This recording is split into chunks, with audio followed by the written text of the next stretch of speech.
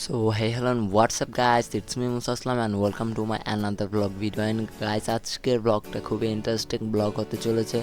So এই ব্লগে আমরা যাচ্ছি হচ্ছে ঐতিহ্যবাহী সন্ন্যাসস্থলীর মেলায়, অ্যান্ড আপনারা সিনেমাটিক ভিউ দেখেন অ্যান্ড এনজয় করেন, আর তারপর বলতেছি।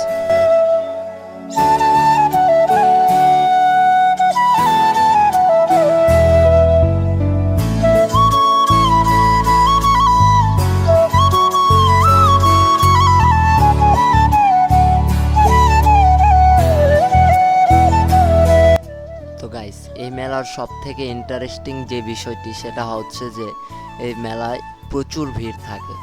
তবে এবার একটু ভিড় কম হয়েছে বিকজ কুরবানি ঈদের 2 দিন আগে এই মেলাটা অনুষ্ঠিত হয়েছে, দ্যাটস ওয়াই একটু লোকজন কম ছিল।